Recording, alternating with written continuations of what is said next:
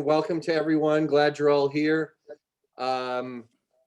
We are glad to be presenting the final Socratic Club meeting of the semester with a former colleague from Gonzaga who's now at the University of Scranton, Duane Armitage. The Socratic Club has been on campus for a little over 15 years now, and we generally do topics in Christian worldview from philosophical perspective. And so we're going to be looking tonight at an analysis of continental philosophy, a critical analysis of continental philosophy and postmodernism.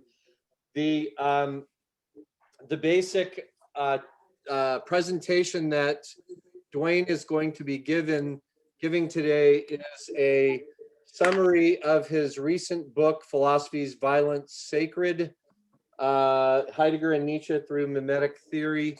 And because he's offering a fairly rich and complicated argument, I want to get right to it. So be sure to jot down questions and notes as Duane is talking to us, and be ready to ask those. I will go ahead and say too, it's a tradition at the Socratic Club that we often have a respondent commentator.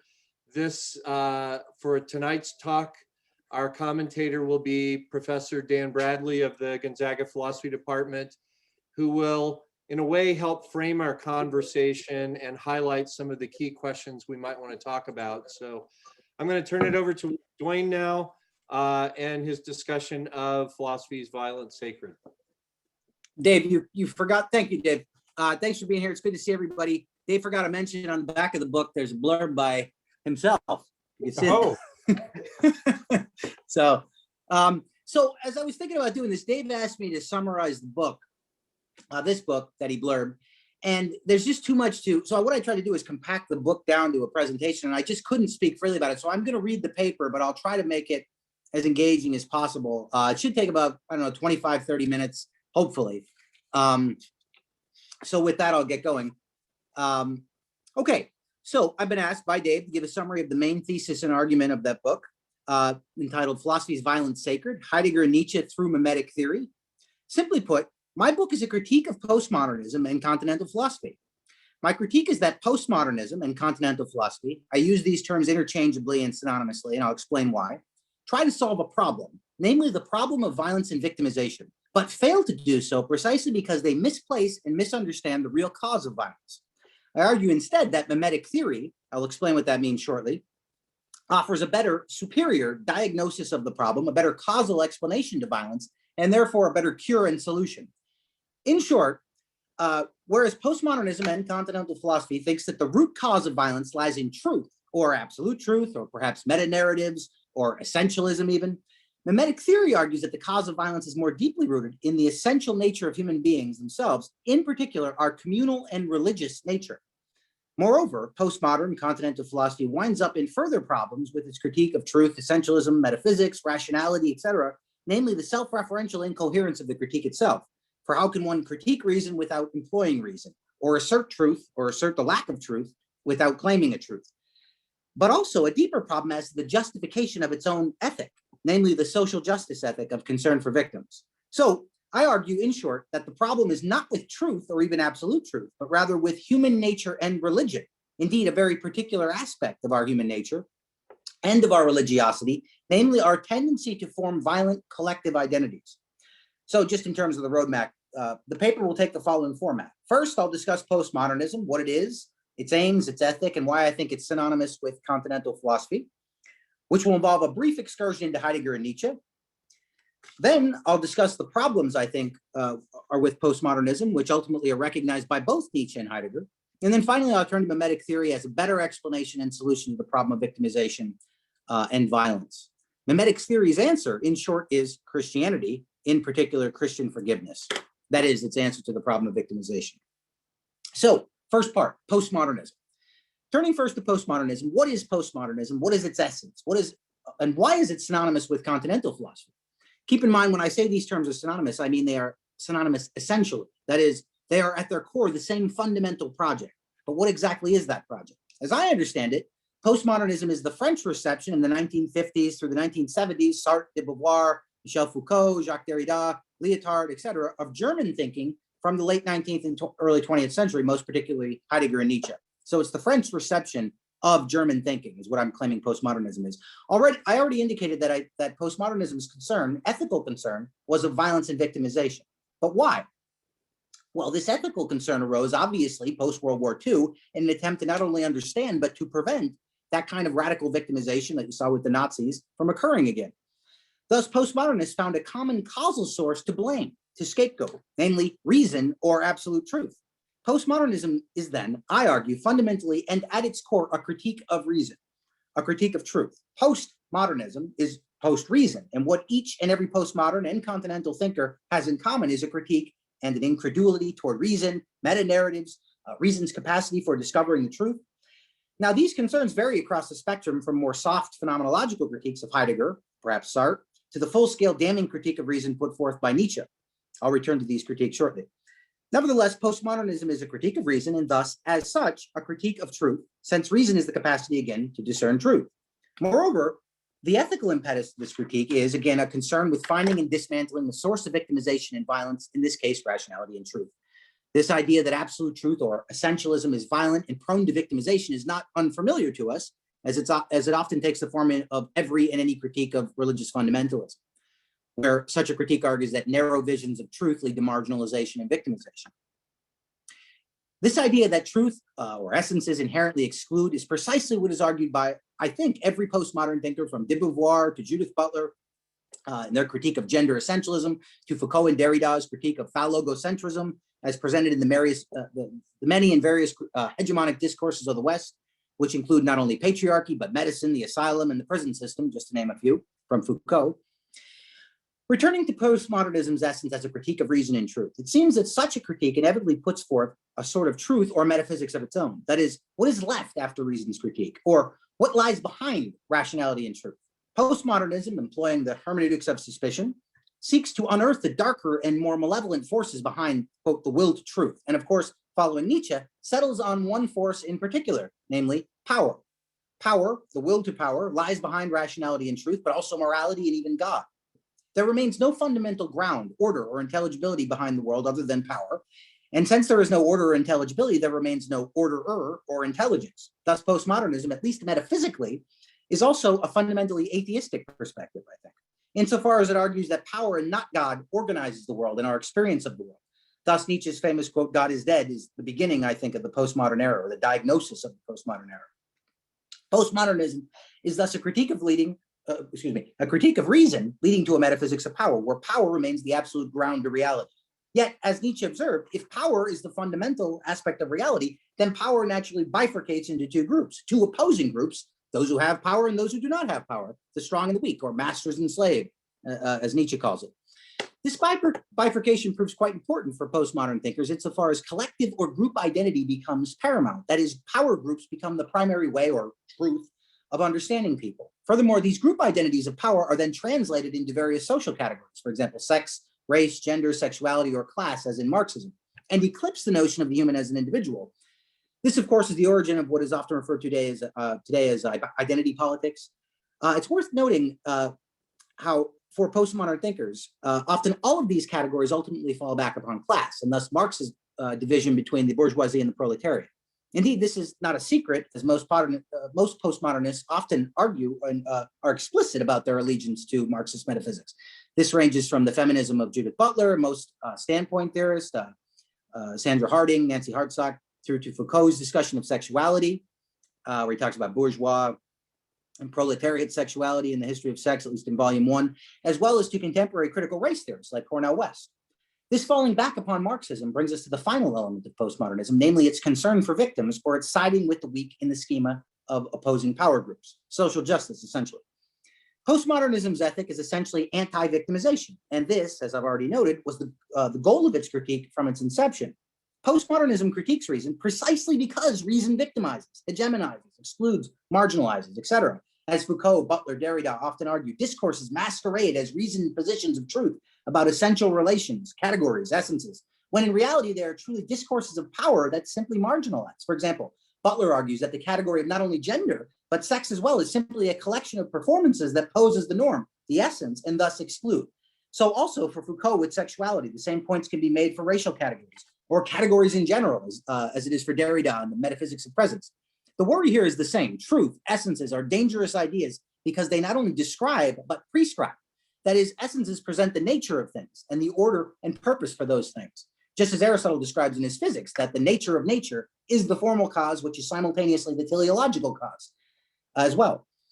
Postmodern thinkers thus remain wary of truth, rationality, and essentialism due to its inherent tendency to marginalize and oppress. Now, this wariness toward essentialism, truth, reason, finds its source originally in both Nietzsche and Heidegger and their critique of Western metaphysics. Indeed, postmodernism and continental philosophy take for granted as axiomatic the Nietzschean Heideggerian critique of metaphysics. And it is for this reason that these two schools of thinking are essentially synonymous, I argue. At the heart of both Heidegger and Nietzsche's critique of metaphysics is the idea that underneath Western essentialism, Western notions of truth and reason, lies violence. I'd like to discuss briefly how exactly postmodern continental thinking is not only indebted to both Heidegger and Nietzsche, but how such thinking is essentially the playing out and unraveling of Heidegger and Nietzsche's fundamental axioms, as it is the fruit of this critique of metaphysics, or as the fruit of this critique of metaphysics. Both Heidegger and Nietzsche, Heidegger following Nietzsche, understand Western culture to be dominated by Western metaphysics, which means simply Platonism, or the theory of reality that splits the world in two, where the visible world of appearances is grounded on the invisible, supersensible world of ideas or essences. Moreover, both Heidegger and Nietzsche agree that Judeo-Christianity is merely the guise for this deeper metaphysics. Recall Nietzsche's famous line that Christianity is merely Platonism for the people. Heidegger would share this sentiment and does. The heart of Western culture then is an essentialist notion of truth that is, the truth of things lies in their essence. Reason, in turn, is the faculty or capacity for discerning essences. Now, for Heidegger, Western metaphysics, as the metaphysics of essences or the metaphysics of ground, is essentially problematic since it reduces the meaning of being to one meaning. In other words, metaphysics is violent because it is reductionistic. And it is this reductionism for Heidegger that is playing itself out in the hegemony of modern science and technology. In his famous, for example, technology essay, Heidegger refers to this reductionistic essentialism as Gestell, or the framework. The problem for Heidegger with this reduction is that it leads to a techne model of comportment toward the world, where the true idea, you look to the true world and you instantiate it in this world. And so this is essentially the fascism of Plato. Plato as the first fascist with this essentialism. In a kind of Kantian manner, I can form the world to my idea. It is precisely this worry about fascism of the techne model that lurks behind postmodern critiques of essentialism, insofar as essence tend to violently exclude and marginalize. For Heidegger, Western metaphysics, as ontotheology, as he sometimes puts it, has built a hierarchical system quite compatible with Christianity that uses reason to dominate and control being itself. It's perhaps in this vein that Heidegger's remarks concerning the Holocaust as a kind of mechanized agriculture ought to be understood. And in the paper, I have a question mark behind that. I'm not saying that that's a good way of understanding the Holocaust, but Heidegger famously said in an interview that the Holocaust is just mechanized agriculture. He took a lot of flack for it. Now, Heidegger's proposed solution to this fascistic essentialism is simply phenomenology, or phenomenological description over rational intellection and reductionism, and thus imposition. That is, rather than reason and prescribe, one should describe one's subjective experience as if it were the manifestation of being itself. In Heidegger's later writings, this phenomenological description takes on an even more passive approach in his thinking on Gelassenheit, or letting beiness. Regardless, the critique of reason as hegemonic, as well as the emphasis on subjective experience and narrative, come to the fore, and indeed have been appropriated by postmodern and continental thinking. For example, narrative experience in critical race theory, or in feminist theories of standpoint. However, the idea that reason is violent in a more thorough and absolute sense comes from Nietzsche.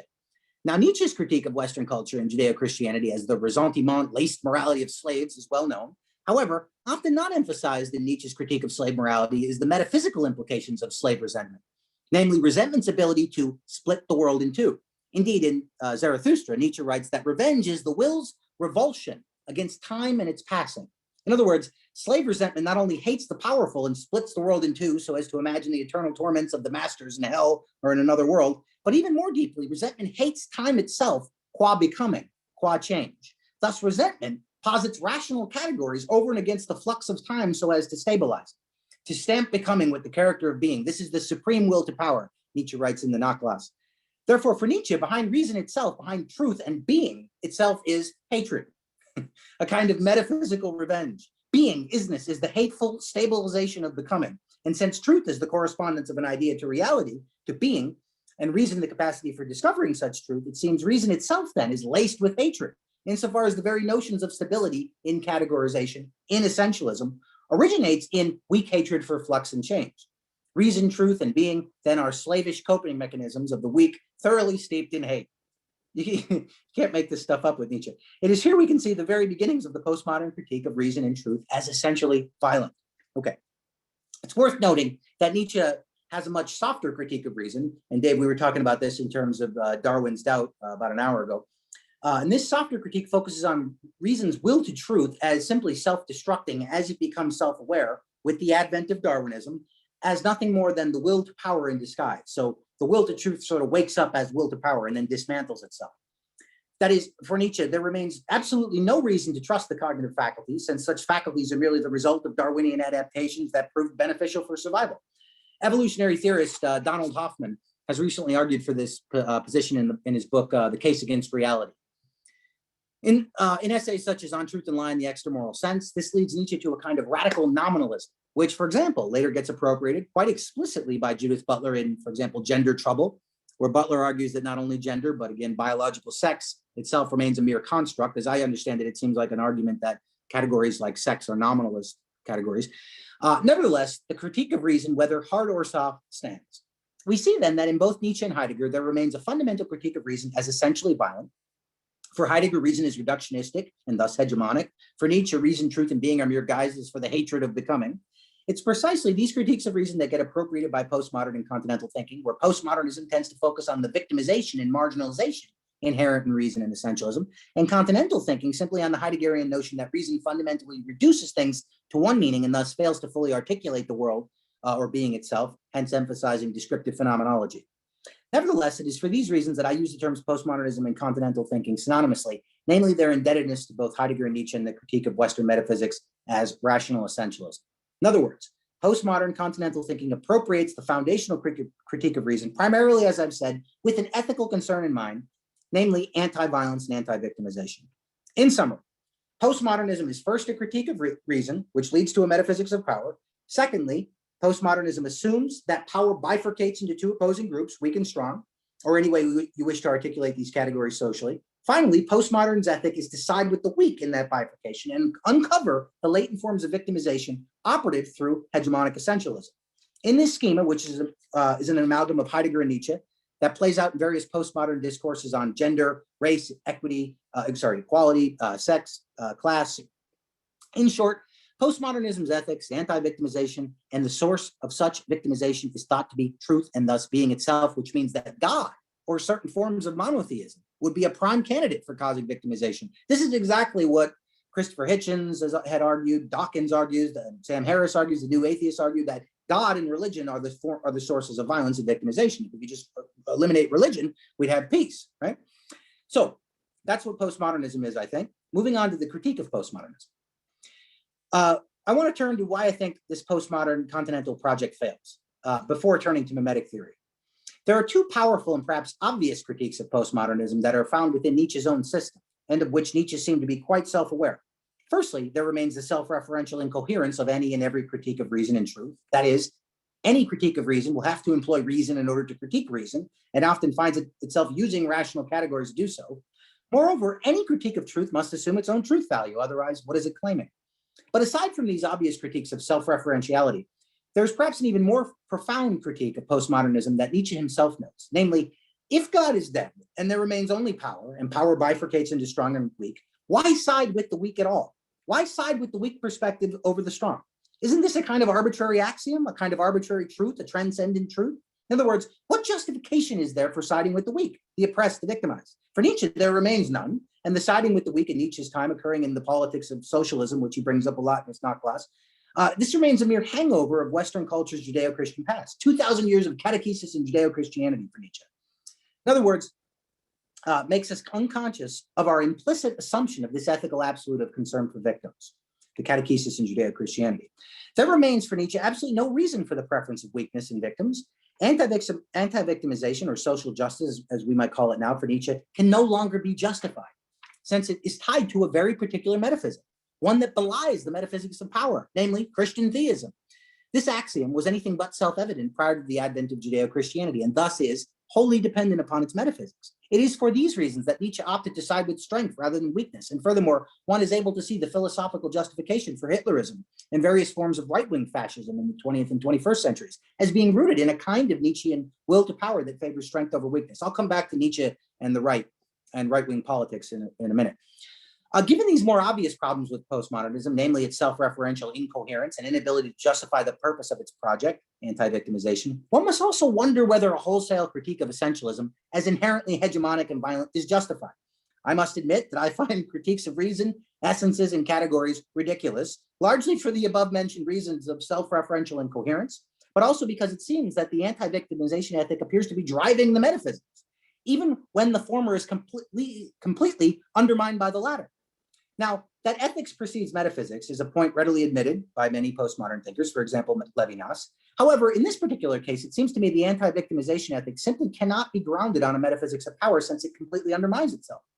Perhaps then there's a better, more coherent explanation and solution to the problem of violence and victimization that can, at the same time, withstand rational scrutiny and offer philosophical justification for the social justice ethic. I think that the Mimetic Theory of Rene Girard presents one such option, and it is to Gerard I shall now turn. Sorry, I'm vibrating over here. So, Mimetic Theory. For Gerard, violence, Rene Girard, a French thinker, he just recently died in 2015, for those of you who don't know who he is, a Catholic thinker, anthropologist, literary theory, he's spread across a lot of disciplines. For Rene Girard, violence is inherently and entirely contingent upon group formation. More specifically, the foundation of intersubjective communal experience lies in victimizing itself. That is, communities formed by victimized. Human beings mobilize, and hear the word mob in there, in order to victimize. Group identity is then constituted in and through victimization. Violence then is inherent to groups and group formation. Moreover, group formation and the violence therein is essentially religious in nature. Groups, violence, and religion are part of the same package. This insight, particularly into the religious nature of group formation, has been corroborated by Jonathan Haidt in his book, The Righteous Mind, when he talks about the hive mind and things like that. This entire phenomenon of violence and group formation constitutes what Gerard calls the sacred. But why? And more importantly, how exactly does this work? For Gerard, humans are fated to extreme violence by their very mimetic, imitative nature, as such nature tends to eventuate in rivalry and conflict. That is, since desire itself is entirely mimetic, and thus learned via imitation of another's desire, it is inevitable that humans will become rivalrous concerning the objects of desire. For example, Gerard's take on Freud's Oedipal complex is that such desire is not literal, but merely symbolic of mimetic desire. The son's desire for the mother as object is learned through the father as model, who eventually becomes an obstacle to the mother and vice versa. So they end up wanting to kill each other. So there you have the Oedipal complex. In other words, because humans copy one another in desiring objects, and since such desiring spreads, and since desired objects are finite in number, human relations are continually rivalrous. The question then becomes for Gerard, how have human beings evolved in order to cope with the inevitable rivalry? That is, how have human communities survived this long without destroying themselves due to their mimetic nature? For Gerard, the answer is religion. Religion, for Gerard, functions as a kind of cathartic mechanism through which the human community can, so to speak, let off steam and channel its pent-up frustrations and hatred toward a single individual who then is collectively persecuted and expelled by the community qua the collective mob. In other words, rivalrous communities find a single individual, a scapegoat, to blame for the entirety of tension amassed. Gerard argues that the same process that enables mimetic desire and rivalry also conditions the very selection of victims, namely undifferentiation. That is, as human beings begin to mimic each other and in turn become more rivalrous, they also become more similar. Differences between people dissolve. As differences between people dissolve, groups inevitably form, and such groups form around the escalation of the conflict wrought by mimesis. In short, mimetic rivalry leads to a communal crisis that is at the same time coterminous with group selection and formation, undifferentiation. Such undifferentiation, however, further differentiates itself from that which is other than the group, and it is within this newfound space that victims arise. In other words, victims arise, they're differentiated through this process of sameness, of undifferentiation, which means simply that as groups form, so do victims, scapegoats. Victims are an eventuality of group formation and thus of human community. Victims, for Gerard, often represent the weakest members of a community, such as those who are disabled, those who suffer from some physical malady, ethnic, religious minorities, etc. However, since victim selection ultimately hangs on difference, often the scapegoated victim can be a king or someone in the higher tier of a communal hierarchy. Regardless, victims are selected based on their inability to assimilate into an undifferentiated same group. Victims thus are those differentiated by this undifferentiated community, climaxing in the scapegoat process of the mob versus the single victim, wherein this violent scapegoating enables eventual further social cohesion. The foundation, again, for intersubjectivity for Girard lies in such collective victimization. In short, victims are inevitable wherever human communities form. Victims for Girard are a kind of pharmacon, a poison and a remedy. The victim, originally perceived to be the very cause of all the community's evil, is later, due to the collective peace that ensues, deified. Thus, Girard can write, the peoples of the world do not invent their gods, they deify their victims. It is crucial to note that for Girard, in religion, the victim must not be understood to be a victim, to be a scapegoat, but rather the very cause of the communal violence. Such the victim can be unconsciously persecuted in the name of justice and the banishment of evil. In other words, victims have to be guilty. Now, the communal recollection and remembrance of this victimization gets reenacted in ritual with a substitutionary sacrificial victim and retold in mythology, myth. However, for Girard, the most crucial element of this mythic retelling is not simply that it is the recounting of victimization, but that it is the recounting from the mob's perspective. That is, myth is the recollection of the death of a victim from the perspective of the persecutors. Okay? However, what if a myth were told not from the persecutor's perspective, but rather the victim's perspective? What would an inverted mythical account of sacrifice look like? For Girard, the Judeo-Christian tradition, beginning with the Hebrew Bible, culminating in the Passion of Jesus, exemplifies this inversion and even deconstruction of myth. The victim's perspective deconstructs myth precisely due to the revelation that the victims of sacrifice were never guilty at all, but were rather innocent, always innocent. This innocence remained wholly concealed from mythical accounts, but the biblical traditions begin to reveal such concealment and thus reveals what Girard refers to simply as the scapegoat mechanism. For Girard, all victims are always innocent scapegoats. This much is revealed by Judeo-Christianity. Indeed, in the Bible, both the scapegoating of the innocent as well as the mimetic rivalry due to envy are precisely made explicit. Think of one great example he has is Joseph and Potiphar's wife from Genesis as anti-Oedipal. It's really kind of neat. You have Joseph, he's accused of trying to sleep with his mother, and he's expelled by Potiphar, who's the father figure, and it's a kind of inverted Oedipus myth. And it's interesting, Girard notes that in Byzantine Christianity, the Oedipal story was told where Oedipus was innocent. He was unjustly accused. For example, the story of Joseph also, who was victimized by his brothers due to envy, or Cain's murder of Abel, who was murdered because, quote, his own deeds were evil and his brothers righteous. The Jewish people themselves, through their continual persecution, represent a constant reminder of the scapegoating of the innocent. The Gospels present Jesus as the scapegoat par excellence, the innocent victim of a collective mob. Indeed, the Gospels speak consciously about scapegoating and therefore ipso facto deconstruct it, for scapegoating is contingent upon its own concealment. Also, for example, in the Gospel of Luke, at the crucifixion, two strange things for Girard occur. If you notice what the centurion says right after he dies, he says, surely this guy was innocent. Never would that be said in a myth. Also, too, the thief on the cross, he says, why are you saying this? This man has done nothing wrong. We're getting what we deserve. He's innocent. Okay. Girard even reads the friendship between Pilate and Herod, who are said to have become friends on this very day, as indicative of the scapegoat mechanism's ability to unify otherwise opposed parties. Moreover, we also see the sheer power of the mob, of the Memetic mob, to overcome Peter in his denial of Christ. In other words, for Girard, the Bible then represents the beginning of the end of mythology, as it is the absolute antithesis of mythic scapegoating. Furthermore, the Bible exposes the singular lie of communal formation. The victim is guilty. Rather, in reality, the victim is always innocent. There are no guilty victims, only innocent ones. It is rather only innocent ones. It's rather the mob that's guilty. This truth remains concealed from mythology, as does the essential scapegoat mechanism inherent in religion and group formation. In Judaism, however, a new ethic emerges, namely one of concern for victims. Compassion and mercy come to the fore, over and against pagan virtues that often exhibit strength and the power of the hero. Arete, nobility, virtus, meaning strength. This Judaic ethic of concern for victims is universalized and spreads to the entire Western world by way of Christianity. For Girard, this universalization and spreading of the Jewish ethic, social justice, is the single greatest event in shaping Western culture. For Nietzsche, of course, this amounts to the degradation of culture as slave morality destroys all that is powerful and noble. Here we have an explanation of violence and victimization, as well as a justification, I think, for the social justice ethic of concern for victims, namely Judeo-Christianity's presentation and illumination of the scapegoat mechanism of human culture, as told from the victim's perspective. Here, violence is not due to truth or essentialism, but rather inherent in the very formation of human groups. Yet it is such violence, as experienced from the perspective of the lynched, that enables the perspective of victims to be universalized into an ethic.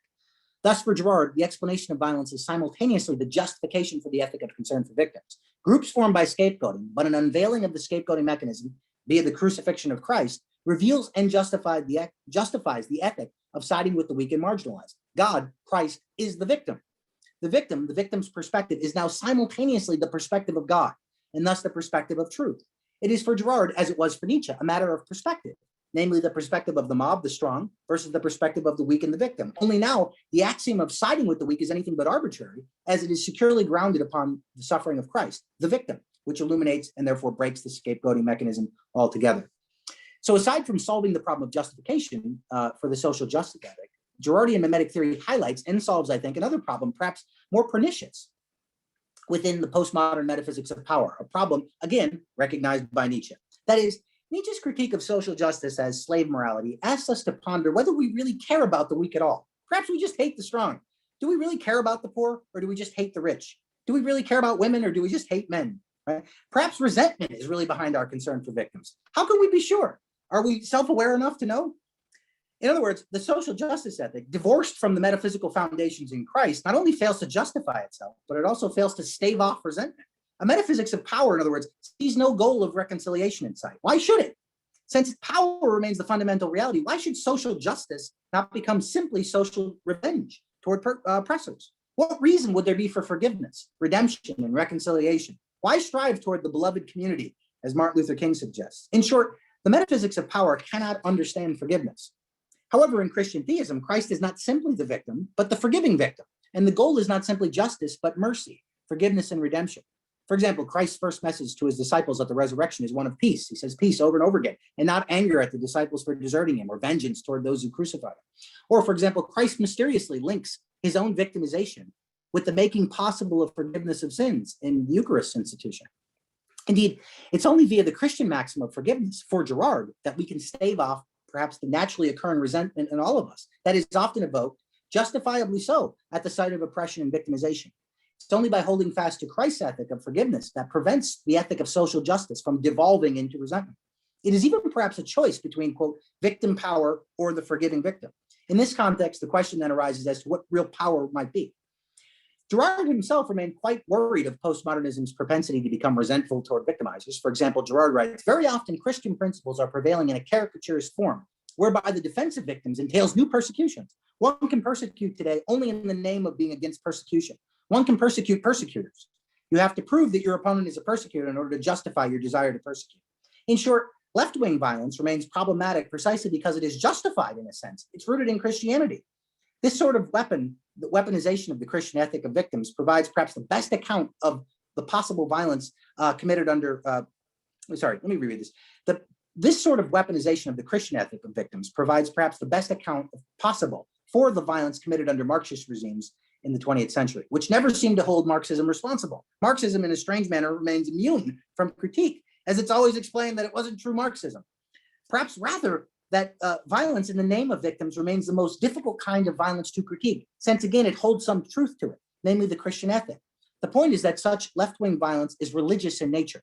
I remember too, just as an aside, I'm almost done, but I was on a conservative radio show and I was talking about Girard and I said something like, well, you know, the left is actually more Christian. And went, whoa, wait a minute. What do you mean there? My listeners might not know what you mean. My point was that it's using the Christian ethic. So it is more Christian in that sense. And so, it's perhaps easier to see how right-wing violence is religious according to Mimetic Theory. And this is a critique of right-wing violence. I'm not just going after the left here. Certainly in the case of Hitlerism, which garnered and coalesced with group identity around not victims, but victimization. According to Girard, and I'm inclined to agree, the only philosophical movement that can make sense and articulate the ideology of National Socialism is Nietzscheanism, in its Darwinian understanding of the world as power, but also in its rejection of the Christian principle of siding with the weak. For example, in his Antichrist, Nietzsche writes, the weak and the ill-constituted shall perish. First principle of our philanthropy, and one shall help them to do so. What is more hurtful than any vice? Active sympathy for the ill-constituted and the weak? Christianity. That's the second paragraph of the Antichrist. Or in a slightly more outrageous passage from the same context, Nietzsche equates Christian compassion with the preserving of what ought to be destroyed.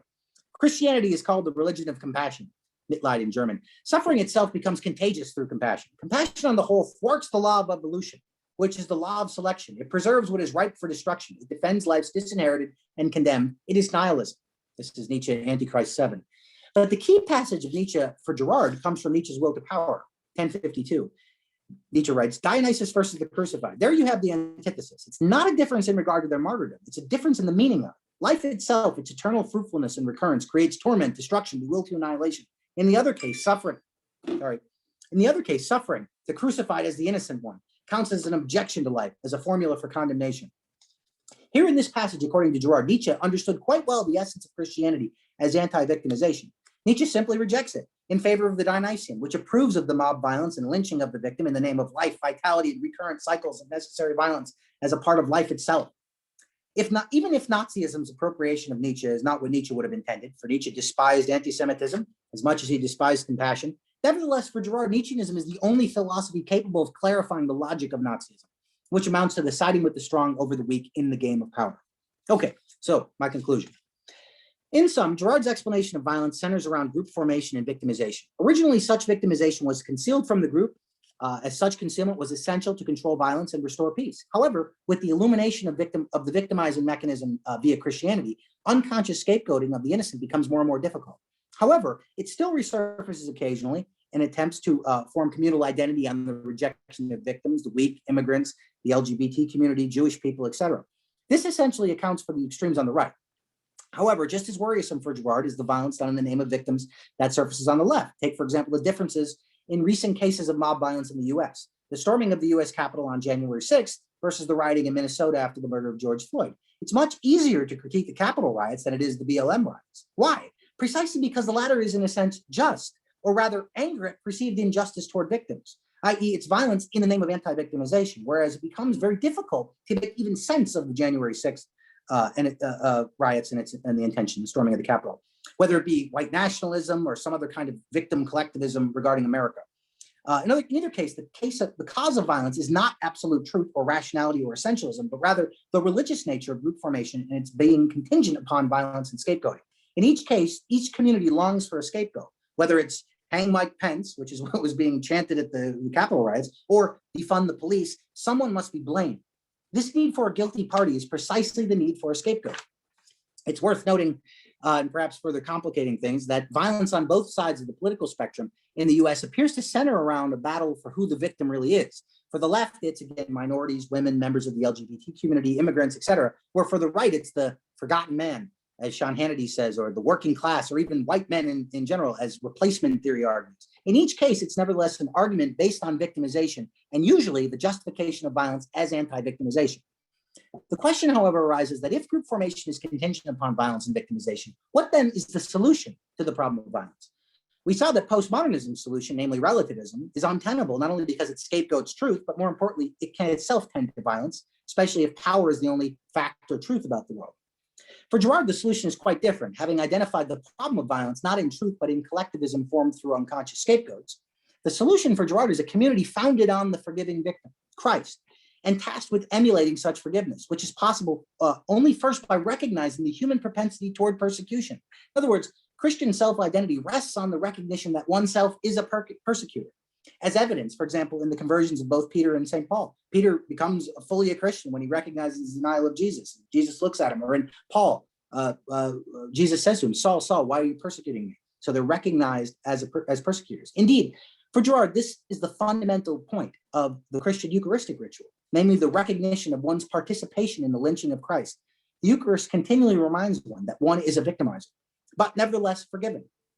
Such recognition and self-identity as a forgiven victimizer enables one, for Girard, to then observe, quote, the rules of the kingdom, which are essentially to love one's enemy, to turn the other cheek, to resist not evil. In short, to love rather than hate, to forgive rather than cancel, to seek reconciliation rather than justice.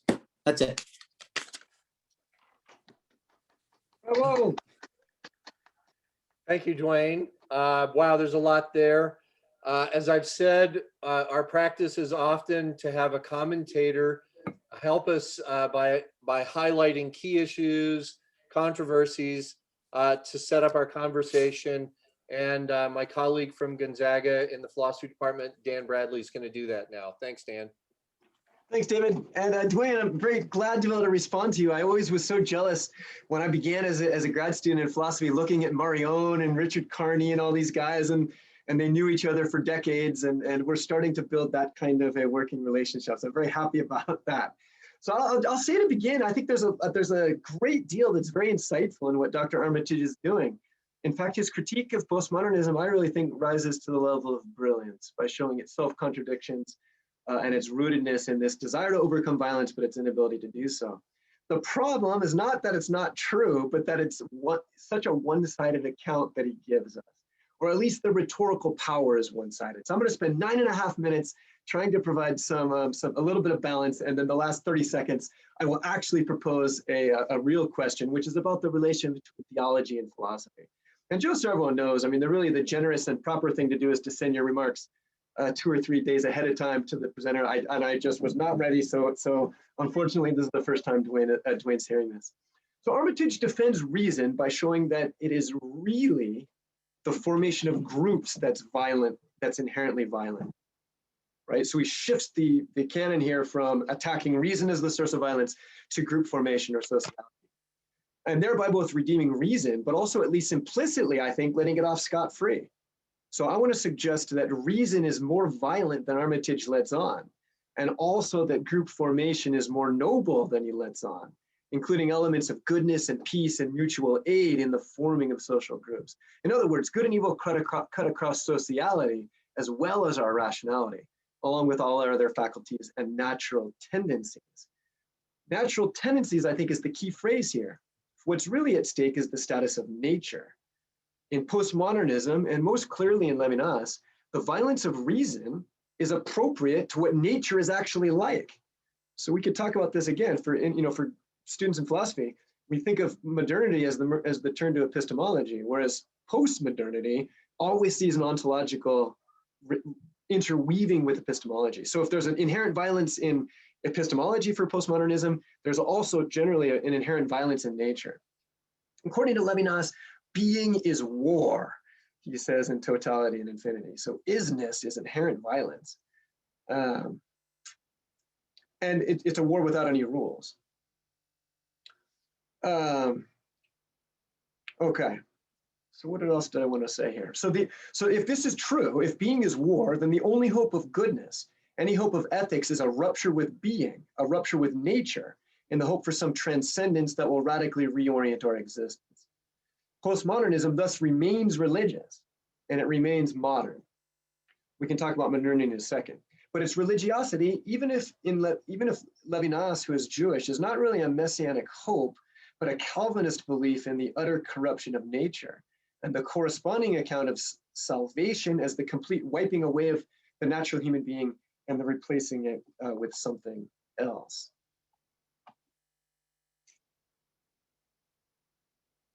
Armitage is in danger, or his position is in danger, of being read as a continuation of this Calvinist line. The utter depravity and violence of the human experience linked now not to reason, but to society. According to this view, which I don't agree with, the state of nature is the human condition not as a rational being, but as a social being, a social violent animal, a social violent corrupt animal, a situation from which ethics comes to set us free by helping us radically transcend our nature. On this reading, which I'm not saying Armitage is giving us, but it's consonant with this paper, a Girardian philosophy and a Levinasian philosophy look quite similar. So Armitage proposes Girard as an alternative to postmodernism. But from the vantage point that I want to present, they actually look very much the same. They're the same side, they're two sides of the same coin. What do they have in common? Well, nature is violence. And then Christianity, or some form of post-Christian secularism, comes along and sets us free from a whole set of interweaving ideas. From paganism, superstition, idolatry, primitivism, naturalism, and most significantly of all, from communitarianism. And this communitarianism is the idea that our being, who we are, is in some way bound together with a group, which it couldn't be if groups are fundamentally violent and therefore illegitimate. It's with regard to the last question, that of group identity or social philosophy, that I would argue that postmodernism, as well as Girardian philosophy, remain modern. For the fundamental ontological reality is the autonomous individual human consciousness, and its defining characteristic is the will. This is my only actual place to disagree with something that Armitage actually said, or at least that I think he said. He can clarify this, which is that postmodernism is a collectivist philosophy grounded in identity politics. but I'm not sure, Duane, you can tell me, but I don't think that's true at all. Groups are only purely negative for postmodernism, and liberation comes from escaping their imprisoning function. That is why you can have Black power, but you can't have white power. You can have feminism, but you can't have masculinism. As soon as Black people are set free, you won't be able to have Black power either on the postmodern reading. But let me return to my original claim, which is that there is good and bad in all aspects of human life. Reason is not the utterly depraved faculty that postmodernists make it out to be, but it's not purely good either. Reason does function sometimes and in part to control and possess the world. I love the etymology of comprehension in English. Comprehension, which is central to the intellectual life. We want to comprehend the world, right? Well, it comes from the Latin prehendere. Interestingly, our dictionaries now like to give the first person form in these verbs, which makes my point even more definitive. So what does prehendo mean? It means I seize, I grasp, I snatch, I take a hold of, accost, surprise in the act, right? This is the root of our comprehension. And I think there's something insightful there. Partly, this is about power. We do use our intellect to try and control the world. I think there's no doubt about that. And this is partly about power and therefore distorted will. We do take pleasure in controlling others, but it's also about greed, which is not primarily about will, but about desire. It's about disordered desire. I come to know the good things in the world and I want to enjoy their goodness, but in inappropriate and harmful ways. So intellect fails because of the ways it's fundamentally interwoven with will and desire. But it can also be integrated with will and desire in healthy and beautiful ways. So that's the kind of ambiguity within the intellect.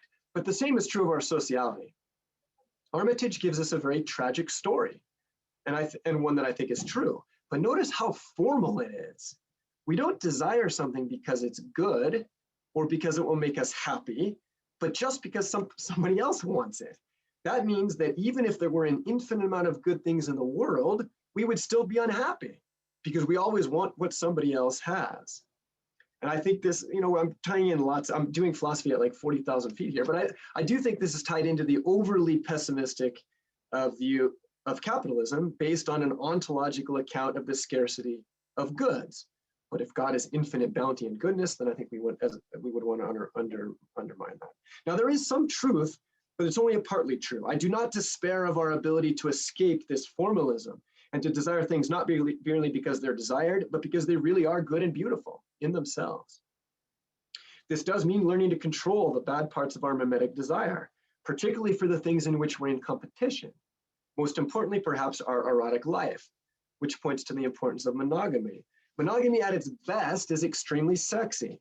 It means that I value my partner not for their exchange value in this system of social competition, how popular they are, which is an abstraction, but for his or her particular sensuous beauty and desirability. It's weird, but the more promiscuous society becomes, the more the erotic is valued for the status it attains you, right? For, betting somebody rather than from the actual enjoyment of their physicality, of their particular sensuous nature. Now also, so first of all, we can control our mimetic desire, but secondly, mimetic desire itself is not all bad. And in fact, it can be fabulously wonderful, particularly in the pursuit of what McIntyre calls internal goods, goods for which we're not in competition.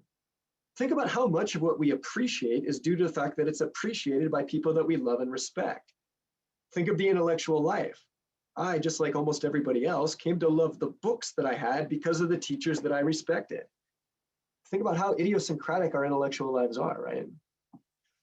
So we can discipline the mimetic aspects of our desires and put them to the good, but our sociality is not only found in our mimetic desire. We also come together out of the natural desire for friendship and solidarity.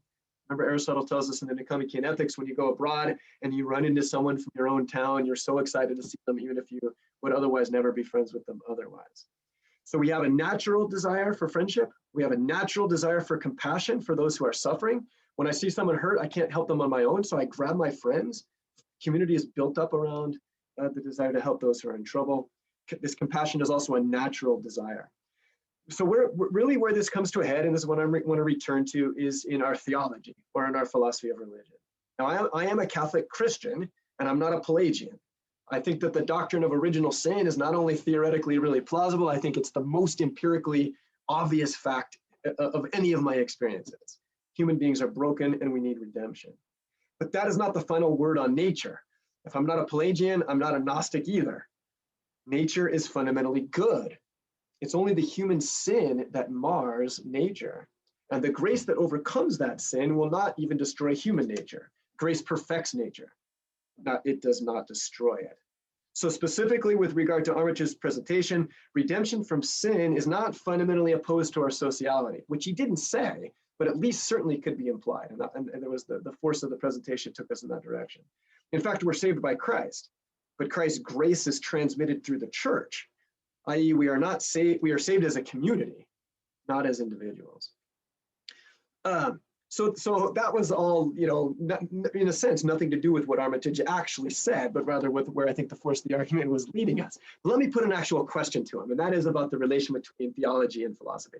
I think that there's a fundamental problem with saying that Christian salvation comes to rescue our mimetic violence in the formation of group of society, because it's the wrong level of discourse. Christian salvation comes to redeem us from sin. And it redeems us from the sinful brokenness that occurs in our societies and in the violence that occurs in social formation. But it also comes to redeem us from the sin and the brokenness that occurs at the level of our intellect, the violence that I think the postmodernists quite rightly point to, and the ways that I use intelligence as a way of manipulating, controlling the world. It comes to solve sin at the level of desire in all the different places that we have it. So anyway, there we go. Duane, any immediate responses to that wide-ranging rant? No, that was great. Dave, can I respond now or? Yeah, let's just, so here's the plan. Duane, I'd love to hear a brief response, and then we'll open up questions. And I'd especially like to hear a couple of questions from the students who are here first, even though the philosophers will undoubtedly want to ask some questions as well. Go ahead, Duane. Okay, like Dan, that was like Dan said, I didn't get the response beforehand, so my notes are all over the place here when you were talking. But that was brilliant. I really liked what you said in response. Just a few things. So I wasn't saying, I agree with you that it centers on original sin. This is precisely what's being articulated here. And so I'll come back to the nature thing in Levinas, but just to go to what salvation is and desire, I wasn't saying all desire is bad. In fact, I think in the book, I end up arguing that, it's a very boring book in the sense for the solution. It's just, Christian Platonism, just, the idea that we should desire the good and the transcendent and God and these kind of things. We should love the Lord our God with all our heart, soul, mind, and strength, and our neighbor as ourselves. Like, I have no new solution here, and what's identity? It's what's salvation? It's being forgiven, these kind of things. But if you notice what's going on in the New Testament, I think it's a reformation of desire, right? So the Sermon on the Mount is all about, well, it's not murder, it's anger in the heart, or it's not infidelity, it's lust, or even the reciprocal nature between when someone strikes you on one cheek, don't enter into the reciprocity there. So it's a reforming of desire. And the coolest thing I think in Gerard, this isn't in Gerard, but I've been thinking about it lately, is the idea of prayer. The New Testament doesn't really talk about prayer. It's not really talked about in the Hebrew Bible. There's a book of prayers, which are all over the place, mostly from the victim's perspective, interestingly.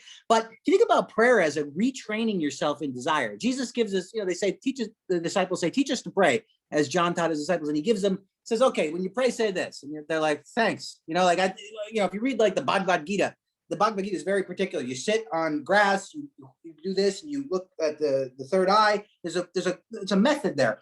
Christianity, it's all about retraining desires. And then, it's interesting that Jesus lays, the Johannine farewell discourses in John, where he gives the love command, love one another as I have loved you. In other words, emulate me. Right after that, he says, then you'll ask anything and it'll be given to you. And it's, there's this sense of which change your model for desire after me, after my kenosis, right? And then your desires will be reformed. So what I'm saying, what salvation is, I think, is the retraining of desire, but the first recognition that one is a forgiven persecutor. But I will disagree in that I think salvation is individualistic first before it's communal. And the reason I say this is, at least in the tradition, if we're, then I don't know, if I can go to hell, individually, then I should be able to get to hell, unless we're all saved and we're not. That's an interesting conversation in itself. But I think, and I do agree we are saved as a people, and the creation is being redeemed through Christ. And I think that's what I think Girard is arguing, that culture has changed after. We can't sacrifice anymore. We can't really, I mean, and Gerard talks about this, the last time people tried to bring back right-wing, what was Nazism, right-wing violence, where you just get rid of Christianity altogether. And it's just very difficult to do that. It's, and so this Christ sacrifice affected our consciousness, that we can't look at victimization quite the same way. And so you brought up compassion a little bit, that it's natural, and that's true, but never was compassion so universalized, where we're obsessed with, in a certain sense, victims. And he says this too, Gerard, that we're living simultaneously in the best time ever to exist and the worst time. We're getting worse and we're getting better, because as we get more aware of how we victimize, we get better at preventing it, but we become hyper aware of victimization. Okay, so that's the first part. The other thing about nature, I would just say that I think it's interesting that I didn't know Levinas, well, I guess I did, but about the logos, I guess, being a reflection, or reason being a reflection of the inherent violence in nature. And there's a truth to that, I think. But the problem, again, self-referentially, is what is Levinas doing, or what are postmodernists doing? How are they articulating this without using reason, I guess? But I think your comments were very insightful, and I agree mostly with what you said. Thanks. Great, thanks, Ryan. Yeah, no, thanks, Ryan. We'll keep going. Yeah. All right. Any questions, comments from students, please? And if you do have a question, not only turn on your mic, but turn on your video so we can see you as you're asking your question.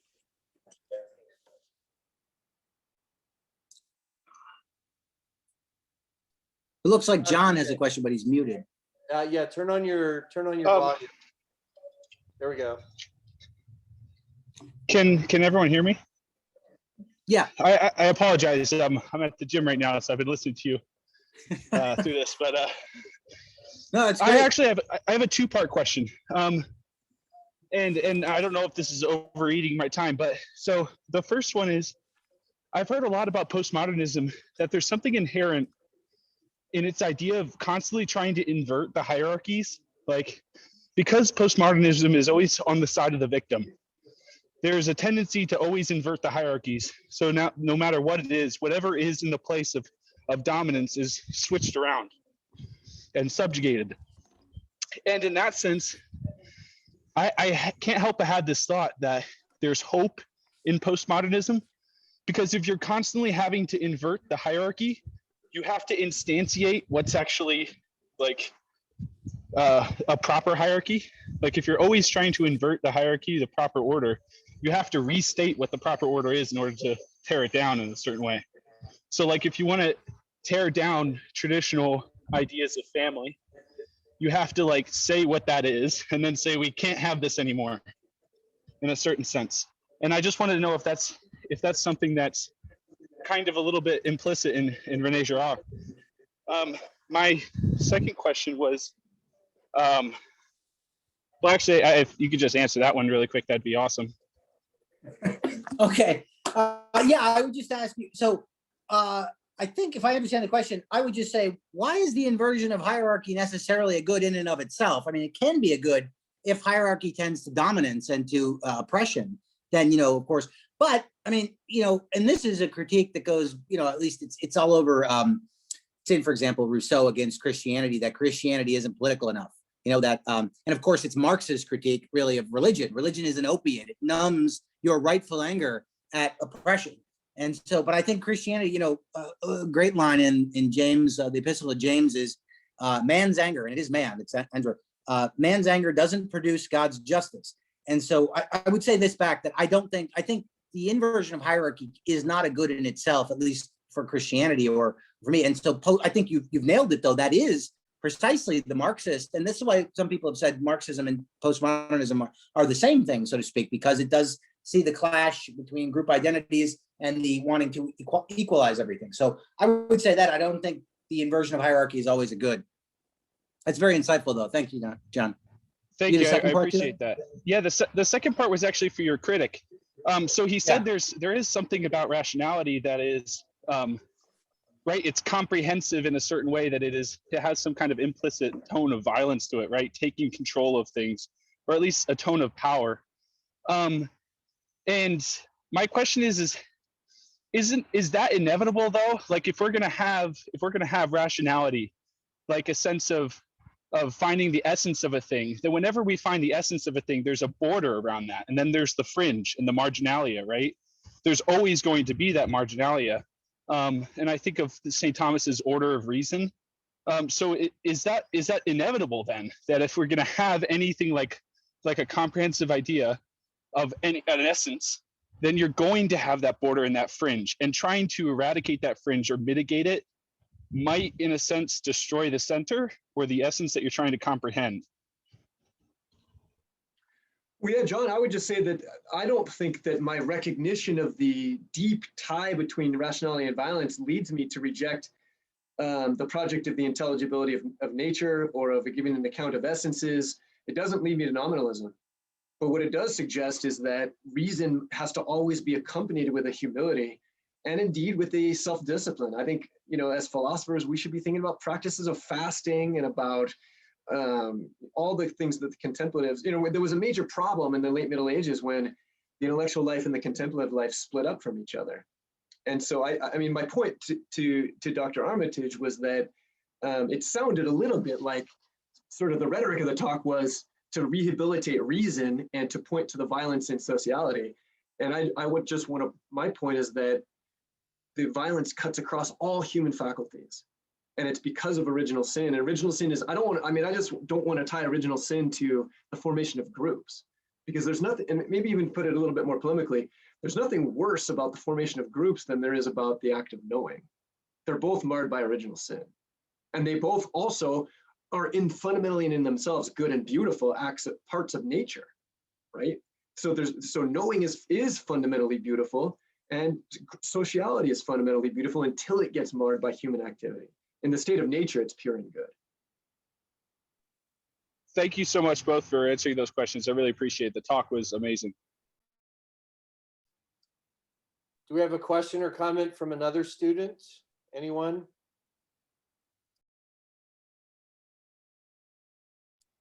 Mr. Mustafayev, go ahead.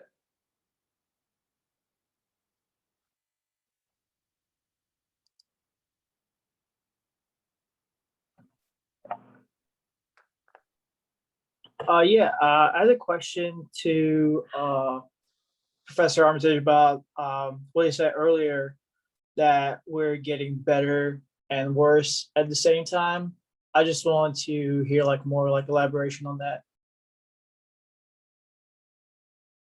Yeah, that Gerard says that at the end of a book called "I See Satan Fall Like Lightning," and it's on the modern concern for victims. So I think we're so. Take for example, all right, here's a perfect example of this that I brought up. I was teaching Girard the other day in class. There is something like progress. Obviously, we don't have slaves anymore. People don't keep slaves. In the 1970s, it was legal to sexually abuse your spouse. It was on the books. It was so there is obvious progress, right? The example I'm thinking of is and this is the sentiment I think Gerard is articulating. Like after the George Floyd verdict in the George Floyd trial, people who were supportive of that verdict said very, very quickly, well, wait a minute now, this doesn't mean anything.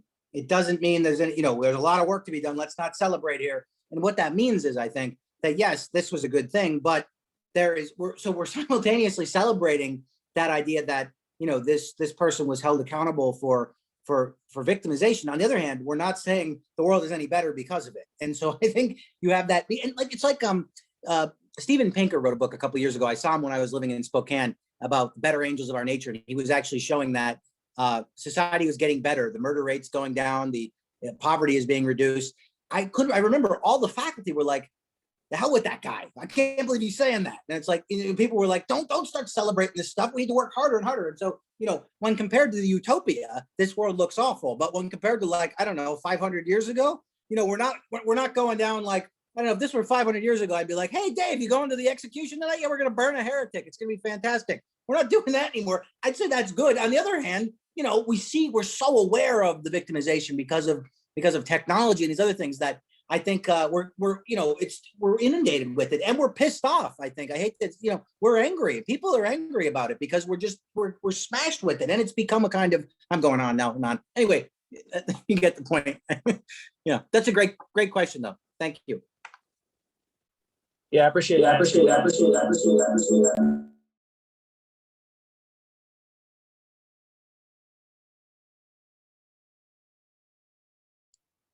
Another question or comment? We'll give another student a chance if there's someone who has a question or comment. And then I'm sure we have some others who want to make comments, ask questions.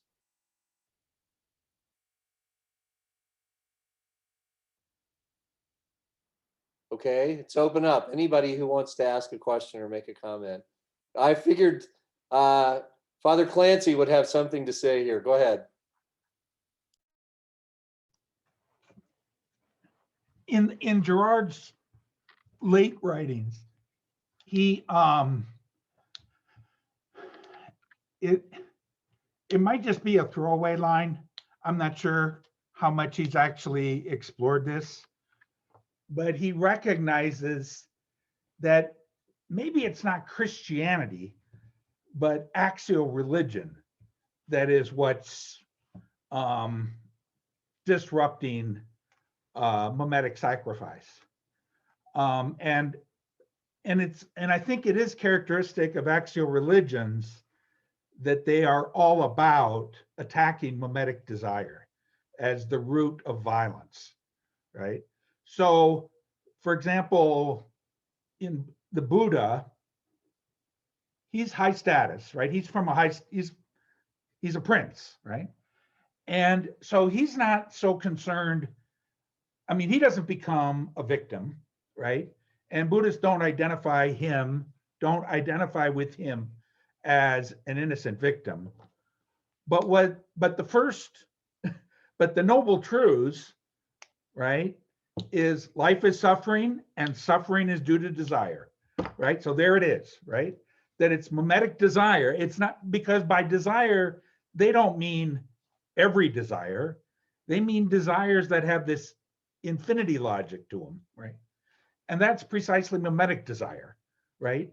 You know, it's where it's not just what I want also what you want, because I want to be like you, right?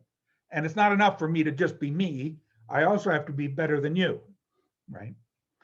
And that's kind of, I think, where mimetic desire goes malignant, is when it becomes competitive, and it becomes competitive through this imitating the same desires, right? So things become scarce. They're not necessarily scarce at the beginning, but they become scarce if absolutely everybody has to have the same thing, right? And so just to push this a little further, and why I think axial religion is the key, the axial move, which is made by a lot of different traditions in different ways, but it's all a critique of mimetic violence and mimetic sacrifice as a way of expelling mimetic violence, is that my enjoying something only becomes a problem for you if my enjoying it means you can't enjoy it, right? So in other words, private property is what really starts creating this scarcity dynamic. And private property starts with the Bronze Age. It starts with agriculture. Neolithic societies, you can't protect your stuff, so why would you, right? I mean, you have common food stores. And Neolithic societies, they don't have walls around their villages, right? Why would you take something if the other person can just come and take it again tomorrow, right? And Neolithic society is it's a gift economy, but it's a gift demand economy. In other words, I don't have an obligation to give my stuff away. Well, first of all, I don't have anything. I mean, I just use stuff, but I don't possess it in the sense that nobody else can get at it, right? Unless I want to spend my whole day and night guarding my stuff, right? But I can't hire somebody to guard it, because what would I pay them, right? but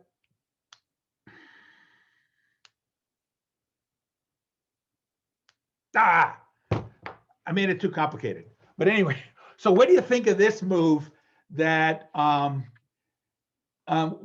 which Girard does make at the end of his life, but I'm not sure how seriously he took the comment, that when I talk Christianity, maybe I'm talking axial religion in general, right? That it isn't necessarily a uniqueness to Christianity, but it is unique to axial religion as opposed to religion that simply legitimates the power and the status quo, right? So not religion in service of the king, where temple and court reinforce one another, but where you have religion that's a critique to the court. Yeah, that's really really great comments. I would just a couple things to say. You're right. Gerard does seem to imply that this is there's a book called Sacrifice where he analyzes the Vedic traditions and he sees them moving toward that. He also, what you said about Buddha, he talks about that, the axial age. How about Platonism and Socrates? You have, Sure. the awareness of somebody being, victimized there. You have a critique of, you have movement in the Republic, don't, desire the other world, not this world, that kind of thing. But Gerard, he goes waffles on this. I would say a couple things just in response to this. You're right. I don't think you have to be Christian to get this insight. It goes beyond that, I think, to a certain extent. You're right about the desire point. But one of the things and maybe this is two things. First, the concern about Christianity, I would say, like what, every time I give a version of this talk, I get a question about that. And that's not in detail like you talked about and all the axial point. But the worry about Christianity is, well, if we're all going to talk about how great Christianity is, well, aren't we going to victimize in the name of Christianity? Or that's the worry about it, that we're going to exclude people with Christianity. So, but even then, that ethic would have to be applied there. So what Girard calls Christian, I think, is that anti-victimization ethic itself, which he thinks. And so when he talks about the difference between Socrates and Jesus, what's the difference? And it's interesting in the Phaedo, when Plato recounts the death, Plato's absent, he's not there.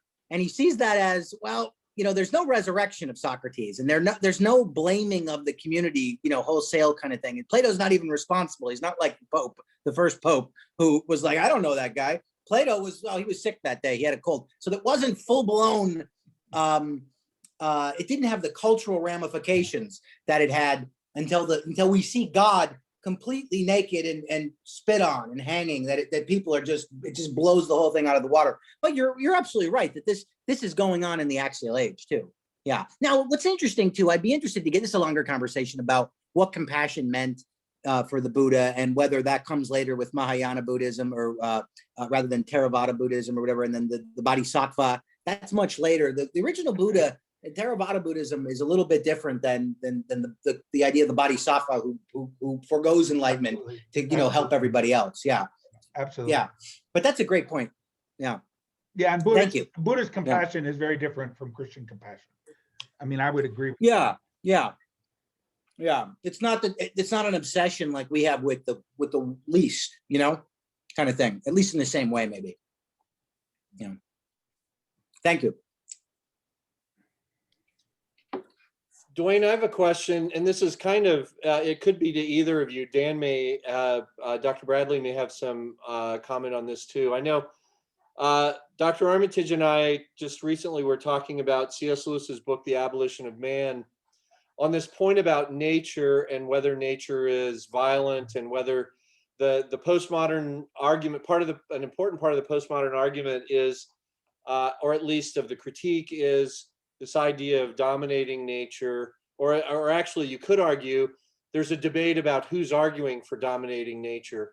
But Lewis argues that there's an older, to go back to Dr. Bradley's etymology of comprehend, Lewis argues there's an older notion of understanding nature that we find in, primarily, he wants to argue, in classical and medieval philosophy, and that is where we receive nature as it is. And so the way Lewis puts it is the object is to conform ourselves to nature. Whereas what we find emerging in modern natural science is really the technological impulse, which is the desire to make nature in our own image. And so Lewis sees this really as a critique of modern science, rather than of our modern natural science in particular, rather than as a critique of reason itself, because he wants to argue there's a receptive conception of reason and there is a technological dominating conception of reason. And the problem with modernity is that we're operating under the dominating conception of reason. But Duane, I know you know the book Abolition of Man well. What do you make of that argument, how it might connect to this critique of nature or our relationship with nature in the way that Dr. Bradley asked you to reflect on? Yeah, I agree with Lewis. This would have been what I would have said to Dan too, is that it's not reason, it's a certain conception of reason. So Heidegger's critique, and it reminds me of how Heideggerian Levinas is in a way, because Heidegger thinks the problem, and how Lutheran they both are. You said Calvinist, and you're right. Luther thinks reason is the problem. Reason is the whore of Satan. He says, it's so shot through with sin that it's always trying to impose. That's what phallogocentrism is. It's this phallic, assault, right? And I think Lewis has this distinction, Stoic, this idea of conforming the self rather than conforming nature, because that's precisely what Heidegger's critique is, and Nietzsche's too. That reason is this violent stabilizing of becoming, because we can't bear the reality of meaninglessness and nihilism, that kind of thing. There's also one other thing too I want to say about logos, just in general. Gerard does have a little bit on Heidegger of 10 pages where he says Heidegger identified really cool that there's a difference between the Hebraic word or logos and the Greek logos, which is, the logos as legein is the hen panta, or the gathering of the many into one, but it does that gathering via polemos, or war or strife. So there's a kind of violence to that gathering. Whereas in the Johannine Gospels, or the Johannine Gospel, John's Gospel, the logos comes to earth and then it's rejected. So it's like this scape logos. It doesn't have any violence inherent to it. And so Gerard kind of plays with that a little bit. But I agree with Lewis, what Lewis said about reason. No, I do too. I think Lewis is a good person to go there, and it sort of ties in a little bit with what you were saying earlier, Duane, in response to Tim. My worry is not about a kind of exclusionary Christianity, but that when we try to emphasize the radical distinction between Christianity and all other religions, that almost always goes hand in hand with an anti-naturalism. Because what it means is that all other religions are purely natural and therefore fundamentally corrupt. If there's no truth in any other religion besides Christianity, then you're almost inevitably going to have a very, very negative view about nature, right? So I think that by rehabilitating sociality, right? But what I was trying to do is emphasize the positive aspects of coming together in community that's not fundamentally violent. You're going to then find a account of truth in other religions, as well as a account of the goodness of nature, along the lines of what Lewis was looking at. And I would just say, this is what I forgot. Gemeinschaft just is Neolithic culture. I mean, it just is this communal neighborliness that isn't so large that it's impersonal, that it isn't defined by property inequality. I mean, what's interesting? Oh, go ahead, sir. I mean, in the Neolithic, this demand gift economy is, if somebody says they like something of yours, you're supposed to give it to them, right? But so it's not like I give away my stuff.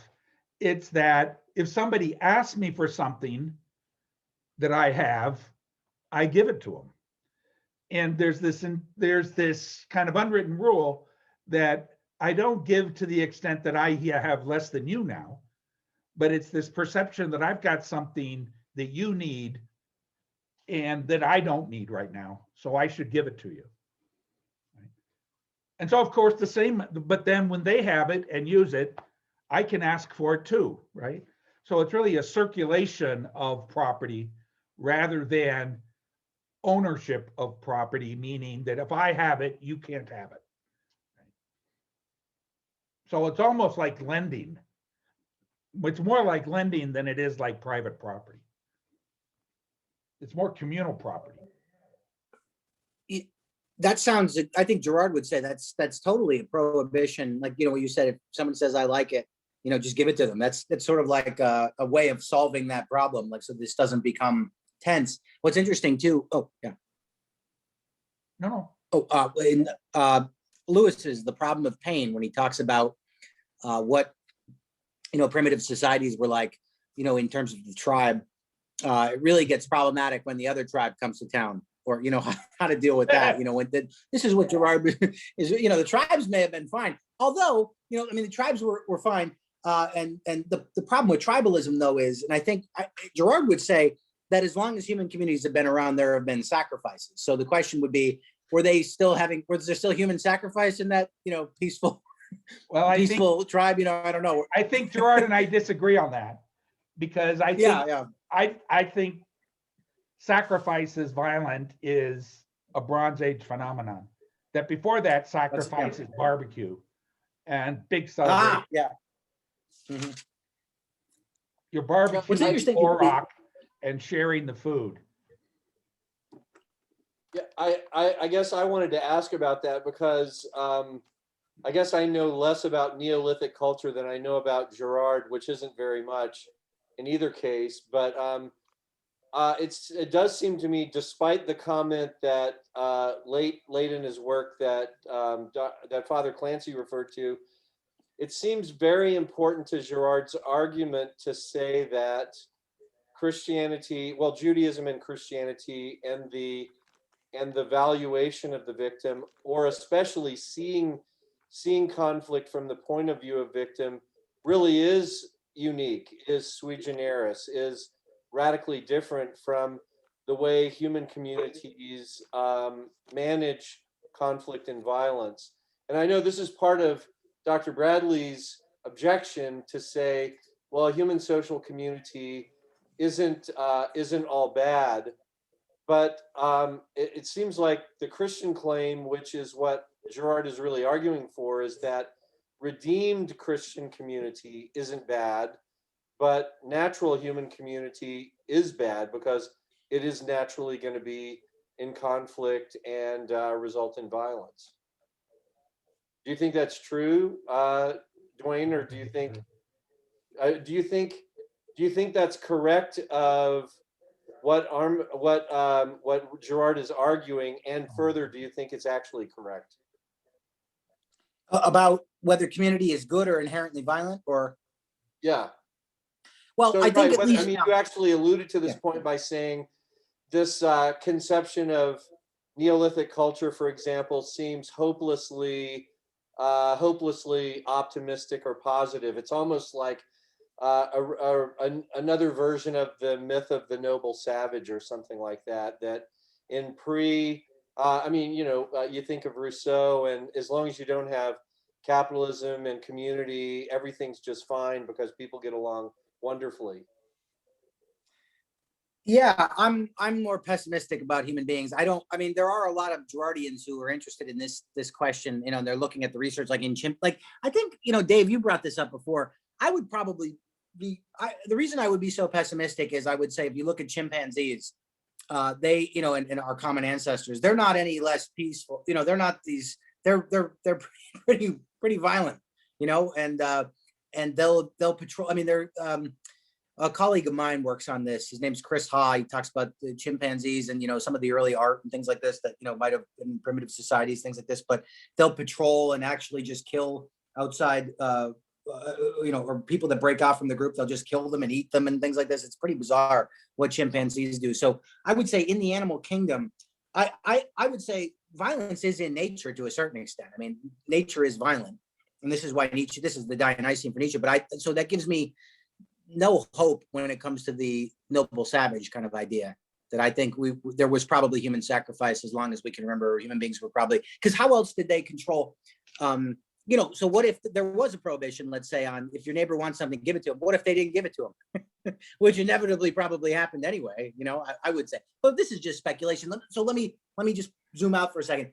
I still think even if the savage was noble, for example, I still think Girard's insights apply here to what's going on with human beings now. And Haidt that's why I think Jonathan Haidt is so important here in Girard, because what's going on in modern politics? How do you explain this? It's just like as if something like a hive mind gets switched on, and it just seems like there's something about that's in us, you know. And I would bet, if I had to bet, it goes all the way back.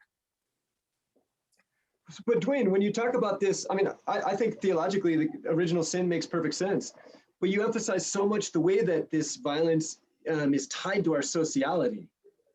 I mean, but do you think that an individual is immune from the distorting effects of original sin if they, you know, the living on a desert island by yourself? Or do you think that all faculties of the human being, including what I was, I mean, the postmodernists, why would we not agree with the postmodernists that much of rationality is infected with this kind of violence? Or do you agree? Well, it's interesting. Yeah, well, it's interesting. James Allison, who's a Girardian thinker, who I really like, talks about this at the end of his book. He has a book on original sin, and he's brilliant, really. And he talks about how at the early councils of the church, they were very careful to make sure they said that original sin was not just a social construct. It's actually passed through it's physical. It's in our DNA, so to speak. So I don't know if that answers the question, but I think, yeah, it's something beyond simply the Rousseauian idea that, you know, in the state of outside of nature, we're fine, or in the state of nature, we're fine. But then when we come together, we kill each other. I think it's in us, so to speak. So that means from my point of view, we can read Levinas and Derrida and learn a lot from them, right? About the ways that reason structures society in ways that create oppression and marginalization. We can deconstruct oppressive categories and so on. And you know, you're not saying that you can't do that, but where I don't take the postmodernists is to say that this is a comprehensive metaphysical account of logos. Yes, absolutely. So I teach postmodernism every semester and existentialism. So that's what I work on, is Heidegger and Nietzsche and the postmodern. So yeah, no, I'm not trying to say they're wrong. I think when it becomes this comprehensive metaphysics, that it's problematic because it can't justify itself. It can't justify its own ethic, that kind of thing. Yeah. But I think Heidegger and Nietzsche are very rich and very insightful. Yeah. Well, what you're saying, Duane, makes perfect sense in terms of how you're understanding me, because I read the expulsion from the garden as the expulsion from the Neolithic. I mean, yeah, that's I was going to say that would work only if we were in the garden in the Neolithic times. Yeah. I think the garden I think paradise is kind of an ancestral memory. And of course, it's true that in Bronze Age cultures, people are running away into the hills all the time. I mean, that's how Israel got started, running away from the Canaanite cities to go back into the hills and go back to being herders and farmers rather than peasants. Yeah. So it all lines up. Yeah, I think that. It's just a question of, it all lines up. Yeah. We're technically at the end of our time, but I'm wondering, Ms. Blunt, did you have a question or a comment? I noticed you turned your video on. I was having some tech issues earlier, so I actually couldn't show my video earlier, but no, I didn't have any questions at this time. The question that I had earlier, you gentlemen actually answered that question. Thank you. Okay, very good. We are at the end of our time, but if someone else has a question or comment, maybe we'll allow one more. Anyone?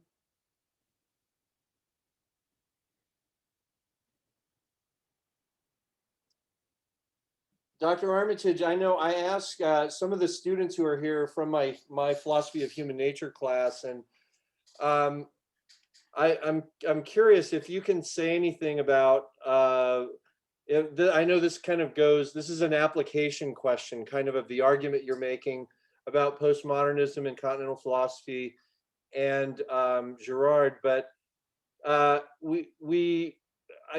would argue, I mean, this is again, Dr. Bradley mentioned doing philosophy from 30,000 feet, where we're sort of looking at the huge picture here. But one of the things our students have done in human nature classes, we've looked at modernity following out of Descartes, and we really get two streams of thinking about human nature. One is continental philosophy, or we might broadly say the tradition of continental philosophy and existentialism and postmodernism all grouped together, which focuses on consciousness and mental life. And by contrast, we have the stream coming out of Descartes that focuses on physicality, on the body, and leads to naturalism, modern scientific naturalism, atheism. You actually mentioned both of those streams in your talk, and I'm curious if you have anything to say about how the kind of critique that you're doing, how it gives us a perspective maybe on making sense of competing theories of human nature in this postmodern context, especially thinking about those two streams coming out of Descartes. The best answer I have to that is, it's a great point about starting with matter or with consciousness. Goes back to Fichte, where he says you have philosophy begins with the kind of person you are, and you have to assume axiomatically which is primary. You know, because the human experience is one of the, maybe because of original sin, is one of the problem of the body-soul dualism that, you know, Sartre gets at really nicely. You know, he articulates that. And Gabriel Marcel even too, he says, you know, the weird thing is I am my body and I'm not my body. And so I think Fichte is right on this, that he's an idealist, obviously, because he says we have to start with consciousness as primary. And so it's interesting to trace the whole tradition back to that. But I think in a certain way, there have been people that argued that Kant's third critique is the beginning of continental philosophy, or, you know, whatever. But I think it does sort of depend on where you start axiomatically. And it's interesting too, like, you know, that'll lead some analytics philosophers to talk about the problem of consciousness. Yeah, well, everything else works, but we can't explain that one. It's like, that's the fundamental experience we have, is being conscious beings. What do you mean? We're not going to do philosophy where we account for everything but that? Oh yeah, that's just an accident. That's just epiphenomenal. It's like this, that misses the whole point, you know? Like, I mean, I want to know what it means to be a human being, what truth is, what this experience of consciousness is. We're going to say, yeah, we'll figure that one out later, but everything else we got down. So, you know, so I think there's, you know, not to say that you can't have a nice, you know, not that there's nothing worthwhile in analytic philosophy, and you know, continental philosophy is crazy sometimes too. But I think those continental philosophy, why I'm a continental philosopher, is because I think it takes for granted and assumes axiomatically a lot of the stuff that analytic philosophy like Nagel is coming to right now, namely scientific reductionism doesn't work as a project. It fails to account for value, meaning, true, you know, all the stuff recognized by Nietzsche, we can't account for. Like, this is the most interesting part of being a human being. What is philosophy doing but mopping up in the sciences? And scientists don't want to hear from us. So we're just destroying, you know, you're destroying the whole project then, you know? So, yeah. That strikes me as a brilliant way to end our conversation. So thank you. I want to say thanks to Dr. Armitage. And by the way, don't forget his book if you're fascinated by these arguments. Yes, go ahead, Dr. Armitage. Oh, wait, can I plug something else too? I have a baby's book, books for children here. If you have any kids, probably nobody has any kids here, but just type my name into Amazon and you know, get these for your nephews or whatever. Whatever. Maybe you have kids. I don't know. Perfect. Sorry. And thanks also to Dr. Bradley. Thank you to all of you for coming. And I wish I had the plans for the fall for the Socratic Club. I don't yet. If you're interested in some of our future events, just do a Google search, Gonzaga Socratic Club. You'll find it. And we do announce, and there's a way also you can get on the mailing list if you're interested in doing that. Either email me or check the sign up info on the website. Thanks again. Good night, everyone.